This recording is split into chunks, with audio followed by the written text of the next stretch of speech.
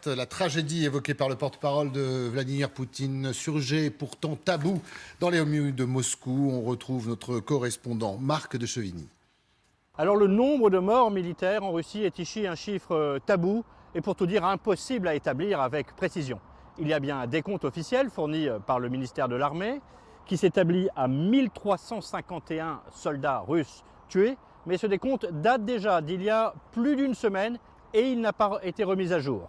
Il s'agit donc sans doute d'un chiffre vraiment minimal, d'autant que les services de sécurité occidentaux, eux, tablent plus sur au moins 7000 morts. Quant à l'armée ukrainienne, elle annonce, elle, avoir tué au moins 18 000 soldats russes. Vous voyez, la fourchette est extrêmement large, il y a peu de sources fiables. Il en existe bien une, c'est le site de la BBC en russe qui ici fait le décompte quotidien des annonces dans les médias locaux ou sur les médias sociaux de décès. Lorsque par exemple une université à Yaroslav annonce qu'un de ses étudiants est décédé ou qu'une petite commune dans le sud du pays annonce qu'elle a perdu 2 des siens, eh bien le site de la BBC agrège toutes ces données pour établir un décompte qui aujourd'hui s'établit à un peu plus de 1000 victimes. Mais là encore, c'est un minimum absolu puisqu'on s'est rendu compte qu'il s'agissait le plus souvent d'officiers, comme si les morts de simples soldats n'étaient eux pas recensés.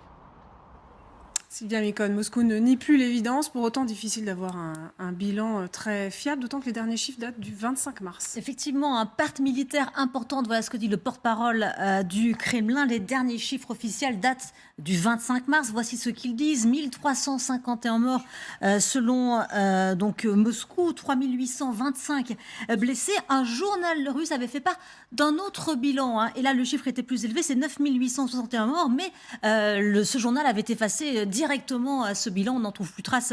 Aujourd'hui, les Américains, le temps estime, eux, les pertes entre 7 et 15 000 hommes au 24 mars. Et puis, côté ukrainien, Marc de Chevigny vous le disait, 18 500 Russes tués selon Kiev. Ce qui entame le moral des troupes, c'est également les pertes de haut gradés. Moscou n'a reconnu jusqu'à présent que 2 décès, mais il serait 7 en tout selon les autorités ukrainiennes. Des pertes très importantes parce qu'il n'y a qu'une vingtaine de généraux qui sont envoyés sur le terrain en Ukraine. Côté matériel, le bilan est aussi très lourd, près de 2500 engins détruits, dont 427 tanks, 20 avions, 32 hélicoptères, selon un site indépendant qui en fait le décompte depuis le début de l'offensive.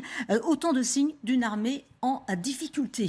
Question Sylvia, est-ce que l'armée russe peut compenser ses pertes ? Bien, en tout cas, entre les morts et les blessés, l'armée russe aurait perdu entre 10 et 25% de ses effectifs, ce qui entrave fortement sa capacité de combattre. Les conscrits qui sont appelés sont moins aguerris, les mercenaires seraient moins nombreux que prévu et selon Michel Goya, la société Wagner accepte tous les candidats qui se présentent. Ces engagements individuels, dit-il, destinés à combler les trous et non à constituer des forces nouvelles, donnent une indication du niveau très élevé des pertes. Un mot aussi pour terminer sur les pertes ukrainiennes, parce que là aussi les chiffres sont extrêmement rares. Le dernier bilan date de la mi-mars et il fait état de 1300 militaires ukrainiens tués. Merci beaucoup Sylvia. Vincent Hugeux, vous connaissez Dimitri Peskov, porte-parole de Vladimir Poutine. Vous avez le décrypté dans le texte. Quand il parle de tragédie, c'est un aveu de faiblesse, c'est une reconnaissance, il est obligé de le faire. C'est à inscrire dans la très longue collection des antiphrases russes, c'est-à-dire que la tragédie, rappelez-moi qui l'a déclenchée. Enfin, il y a quelque chose d'assez poignant de cette manière à entendre là aussi cette inversion des valeurs quasiment nietzschéenne, où on parle d'une tragédie comme si c'était une malédiction qui avait été déchaînée par les forces célestes. Non, cette tragédie est celle d'une agression militaire. Et j'ajoute tragédie dans la tragédie, puisqu'il fait état des soldats russes, les infortunés soldats russes qui seraient donc les victimes de cette catastrophe. Ils sont aussi les victimes de la nullité de leur état-major et de la médiocrité de leur commandement. Et avant tout cela, d'une erreur d'analyse de renseignement considérable sur la sous-estimation de la capacité de résistance des Ukrainiens, militaires comme civils, et de la surestimation de la suprématie opérationnelle des forces russes. Donc oui, il y a une tragédie. Simplement, la traçabilité de la tragédie en question n'est pas très difficile à établir. La question qu'on pourrait se poser, c'est pourquoi le dire maintenant ? Est-ce que la pression est forte ? On sait que Vladimir Poutine a une crainte, même si elle s'est amoindrie depuis le dernier conflit, les mères de soldats et le retour des cercueils de plomb. Oui, c'est à la fois un aveu de faiblesse et peut-être une déclaration préparatoire à des négociations. Parce que vous savez que les forces russes ont engagé l'essentiel de leur capacité dans cette bataille de l'Est, du Donbass en Ukraine, et que si ils ne réussissent pas dans les prochains jours à acquérir leurs objectifs, ils seront sans doute obligés, c'est d'ailleurs le sens de cette déclaration, c'est que si, vous avez sans doute entendu ce qui vient d'être dit, c'est que si nous n'avons pas atteint nos objectifs, nous irons vers des négociations. C'est peut-être la préparation, une déclaration préparatoire pour de futures négociations. Et aussi, c'est aussi une manière de mobiliser l'opinion publique. C'est une manière de ressouder l'opinion publique autour de cette tragédie, du sacrifice des soldats russes pour leur patrie et pour la dénazification de l'Ukraine.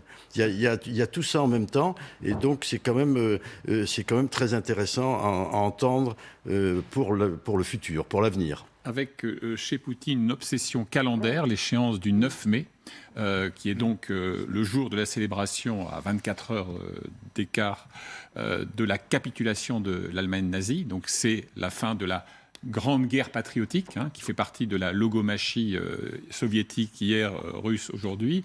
Et il faut donner à la machine propagandiste du grain à moudre.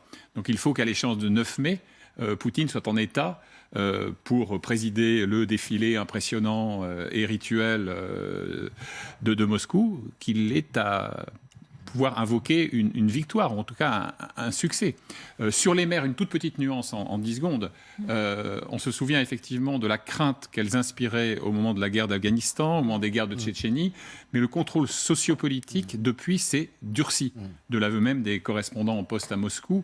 Et il est plus difficile, objectivement aujourd'hui, pour des maires de se réunir et par exemple de descendre dans la rue, qu'elles ne pouvaient, que c'était le cas il y a 10 ou 15 ans. Oui, moi je crois qu'il y a 3 scénarios possibles pour expliquer la déclaration du porte-parole aujourd'hui. Il y a effectivement l'objectif de propagande intérieure. Je crois que pour Poutine, c'est l'essentiel. Il s'adresse surtout à sa population à l'avant le 9 mai.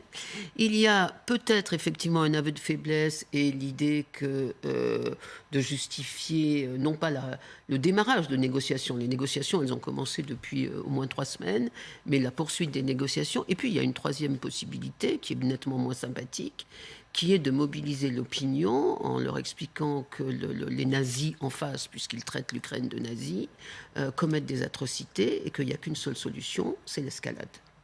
Alors, on sait que Ursula von der Leyen, on a vu les images tout à l'heure, la présidente de la Commission européenne est à Boutcha en ce moment même.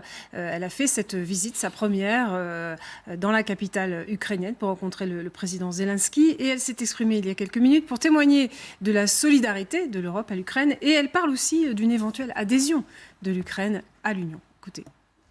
Je vais travailler avec le Premier ministre et le président Zelensky sur le processus d'adhésion à l'Union européenne. Nous allons faire tout ce qui est possible pour aider l'Ukraine et prendre les mesures nécessaires. Et c'est une partie des discussions qui auront lieu aujourd'hui. Je voulais simplement conclure en disant que je suis là avec mes amis pour représenter l'Union européenne.